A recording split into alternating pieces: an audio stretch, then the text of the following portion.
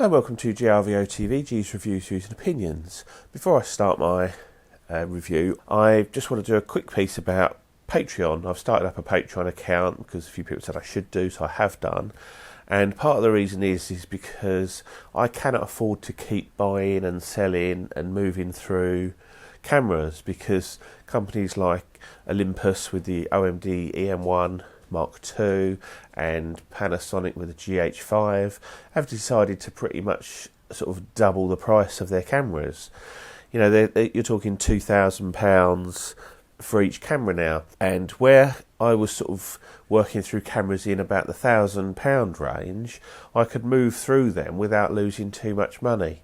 But I can't buy a £2,000 camera and sell it and come out anywhere close to being, you know, on par with what I paid for it, because even if I sell it for what I bought it for, the selling costs alone are going to cost me nigh on £200, and I'll never make that back on the videos. The only way I can move forward with my YouTube channel is to get some funding from somewhere. I've gone for the Patreon route because I think that's the best way to go, because it keeps me true to my channel, in that if I review something, it's because I've bought it myself with my own money. I give a different perspective to someone who perhaps has been given a product. And I think this is true of a lot of videos that I've watched about, you know, Fuji products. A lot of these people are Fuji artisans or people like that. And I tend to steer clear of those videos. And more now, these sort of people that we've watched for the last few years, they're just given products. And when was the last time you saw someone do a really bad review of a product that they've been given? So there you go, I've set up a Patreon page. You can find a link in the description. It's under Harry Bunn and under GRVO TV. I'm looking for sort of like a dollar. Any money that I get from Patreon will be put towards my video channel by buying product. If it took off to a point where I was making enough to buy lots of products, then I would basically, once I'd reviewed the product, I would give it to a random Patreon supporter. So that would be my way of giving back. So that's that, enough of that. Hi, and welcome to GRVO TV, G's Reviews, Views and Opinions. Here's my review of, not this, that will come later. I haven't flown it yet, but that looks like fun. Just leave that there. Of this, the Panasonic Lumix 100-300 Super Zoom or Mega Zoom, whatever you want to call it. Equivalent on a full frame 35mm to a 200-600mm. It's an f4 to 5.6 and it's got built-in Mega optical image stabilisation. So that's the unboxing done. We've got a 67mm front filter thread, and that's it on the camera. That's on the G80/85, and it's nicely balanced and weighted. I was concerned that this was going to be quite a heavy, chunky lens for Micro Four Thirds, but I needn't have worried. It's actually quite nice. It hangs quite nicely on my side sling, and I don't really even notice it's there. It's the total package is quite lightweight, and that's it with the hood off. Overall build, fit and finish is really nice. It's not weather sealed or anything, but Panasonic have just launched their new lenses. So they've got a new 12-35, a new 35-100, a new 45-200, and a new 100-300. And what they've done is they've improved the focusing and the optical image stabilisation to match their modern cameras with the dual IS and much faster focusing abilities. So I wanted to see how this fared, and to be honest, really well. It doesn't match the ability of the G85 by any stretch of the imagination now, but the autofocusing has been quick, predictable and accurate. I've certainly not had any issues with it. So the newer version, obviously it's going to be double the price. This is a mint condition second-hand one. So the new version is going to be about double the price of what you'd pay for a second-hand older version. But it is going to be better. Now, the only thing I would like it to be is a little bit sharper. Now, this isn't the sharpest lens I've ever used, and I didn't expect it to be, but it's absolutely fine. And if I hadn't been using some of the other lenses and seeing how sharp you can get, I probably wouldn't have even noticed that it's not quite up there. So I'm hoping that on the new version perhaps they've improved sharpness as well. But don't forget, you are asking a lot. Bear in mind, I'm generally trying to shoot this at 300, so at 600mm, you know, in a package this small, you can't ask for everything. What I found it really is good for, and you could actually use this for, is portraits. You have to be a long way away from your subject, but that's not always a bad thing. And the ability of it, and I'll show you some pictures that prove it. So when people say you can't get shallow depth of field with micro four thirds, well, look at the picture.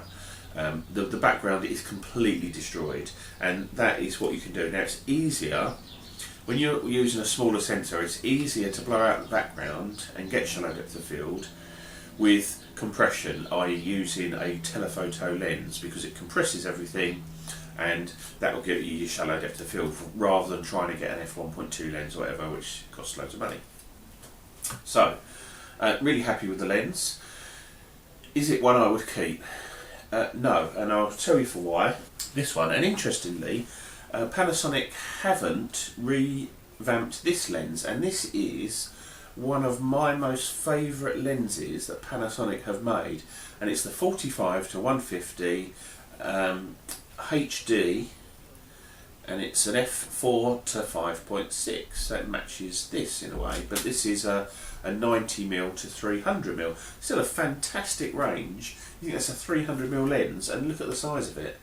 And you can get fantastic shallow depth of field, great for portraits, great for sports, animals, you know, a real great all-round lens, but really sharp. The thing about this is I've used the 45 to 150, the 45 to 200, which they have revamped, which is interesting because that was the softest out of all of them, and the 45 to 175, which had the touch zoom on it, which was a nice lens, had that for a while, but it, again, not as sharp as this. But this, you can pick these up for about £100, which is crazy in my mind, but it is a fantastic little lens. It's one of my most favourite lenses, I have to say. And again, this is the kind of lens that embodies micro four thirds. So, that is why I probably wouldn't keep this. However, if the new version is that little bit sharper and a bit better autofocusing, and it works with the optical image stabilisation, that would be a big thing. Because if you've got, at the moment I'm just using the image stabilisation in lens, which works fine, it works really well actually, at a 600mm equivalent it does work really well, but I'm still shooting at around sort of, you know, maybe a minimum of 1/500th of a second, so you're having to always bump up your ISO, especially at the moment. I've been shooting, it's been grey, dark and horrible, so it's a struggle. On a nice bright day when you can get the ISO down to 200, you're going to get some great results, but you're going to be very limited in the times you can use this lens. So I think the new version will be worth paying the extra money. Now the other thing is, it's because I've got other lenses, I've got this and 45 1.8, which both of those are great for portraits, so I don't need this for portraits. I don't really do an awful lot of wildlife photography, and again, the little bit of animals and things that I do, this is fine. But if I was, for instance, going on holiday to, I don't know, Kenya, when I went to Kenya, I was unfortunately I was shooting film, and I didn't really have the right equipment at the time. I wish I could go again and take the equipment that I've got now, but if I was going somewhere like that where I specifically needed a real long lens, I would just buy one and use it for that, and then sell it, and sort of, you're basically renting it. That's the way I would look at it. It's not one that I would keep in my bag all the time because of the size and weight of it. It would make my bag a little bit too packed, and, you know, just a touch heavier than I would like. As I say, not to say that it's uncomfortable to wear all day long, it's not, but for a specific purpose, if you're going out to a big pond and you want to shoot birds all day long and ducks and whatever, then yeah, it's fine, it's going to be no problem at all. You just take this lens and one body, it's going to be great. So overall I think it's great. I've already shown you a couple of pictures. I've only taken a few so far. I'm going to try and get some more in better light. At the moment, every time I've gone out, it's been grey and overcast, so all the shots that you're seeing are at least 2000 ISO, majority of them. I think there's a couple that are a little bit less than that, but I'm really having to bump up the ISO to get the speed to make sure the image is nice and in focus and sharp. So overall, for the money, I think it's a very, very good piece of kit, and I'm going to do some more testing, and I'll do a sort of long-term review a little bit later on. I do have the tripod collar for it, which is made in Germany by some fella, all aluminium, and it is a great addition. If you're going to be working on a monopod or a tripod, you're much better off mounting the lens rather than the camera. You'll get a much more stable platform. When you're shooting at 600mm, you want it as stable as possible, and that would help as well get your ISO down, because you shut speed, you should be able to drop it a little bit. So that's a nice little addition. Personally, it's not something I'm going to use, because I haven't really got a specific need for it. But as I say, if you was going to get this lens and you're going to be using it regularly on a tripod or a monopod, definitely get this little thing. It's from www.r-roesch.de, roesch.de. Great little bit of kit. That's all anodised aluminium, that is. It's very well made. Oh, just one last thing.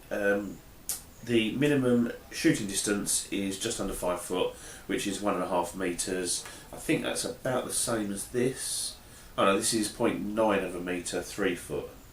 Yes, this one's a bit closer, but if you think 5 foot at 600mm, you can actually get quite good close-ups, and I wouldn't use it for macro particularly, but it's a nice way of shooting macro from a distance if you don't want to bother the bumblebee or whatever it is that you're trying to take a photo of. Macro lenses, you tend to have to get quite close to them, but this you can be a little bit further off, not mess about with it too much, and it'd be great. So there you go. I'm very happy with it. I can't really fault it in any way other than the fact that it's not as sharp as I would like, although I haven't had a chance to really shoot it in good light yet. So once I've done that, I'll come back and update the review. But this is GRVO TV, G's Reviews, Views, Opinions. I'll see you soon. Bye.